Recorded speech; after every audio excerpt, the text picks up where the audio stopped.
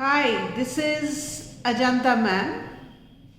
This is the second part of the story, the short story Fritz, which has been prescribed in ISC, and it is very important for your upcoming board examinations.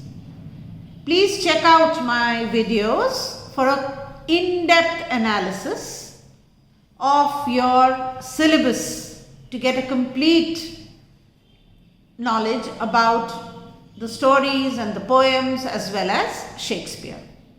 Don't forget to like and subscribe and hit the bell icon. Now coming back to the story, in the first part I had just begun about Jointo's recalling the doll named Fritz. As the past recollections were rushing in, flooding in Jointo, the protagonist's mind, he recalled a doll named Fritz, which his uncle had brought for him from Switzerland. It was a 12-inch long figure of an old man attired in traditional Swiss style, and though it looked as a real human being, it was very flexible, it was elastic, one could bend it or twist it at will. Then the most peculiar thing about the doll was that the man who sold it to Jointo's uncle had told him to call it Fritz, as the doll would not respond to any other name. Now, Jointo had received this doll when he was a child. Therefore, as any child, he also took great fancy with Fritz. He treated it as his friend, and he grew so fond of Fritz that he gave up all the other toys and began to spend all his time with Fritz. Jointo's parents frowned to see their little son so attached to the doll.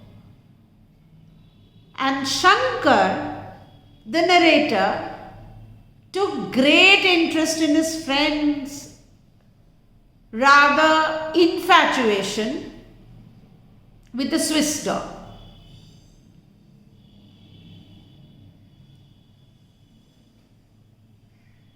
Now, Jointo had lost the doll, and this losing of his friend, he was at great sorrow and grief. Jointo realized that he had lost the doll, and therefore he was engrossed in his memories of Fritz. This house, this circuit house, had brought back, the deodar tree had brought back those memories. When Shankar asked Jointo as to what had happened with the doll, Jointo told Shankar that once he was having tea with his parents in the garden, and the tea got spilled on his trousers, and he rushed to change, leaving his doll on the grass. For a moment he had taken his eyes off the doll. A group of stray dogs came from nowhere and snatched the doll. They bit and dragged Fritz with savage force.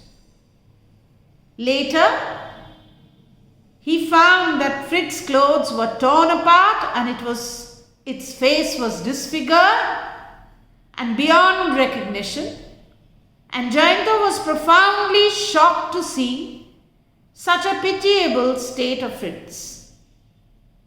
Fritz did not exist for him anymore, as it was dead for him, and he decided to give it a burial.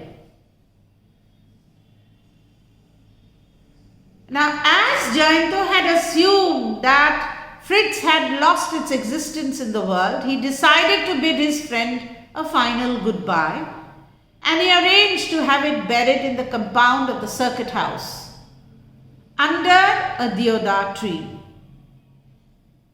At last the mystery of the deodar tree was solved, as both the friends went to bed around 10. Not being used to doing a lot of walking around, the narrator was feeling rather tired, and after the day's activities of sightseeing and all that, he went off to sleep. And besides, the bed was comfortable, and so he went off to sleep. But a slight noise woke Shankar up, and he saw Jayanto sitting up on his bed, and instead of answering the narrator's question as to what has happened, Jayanto showed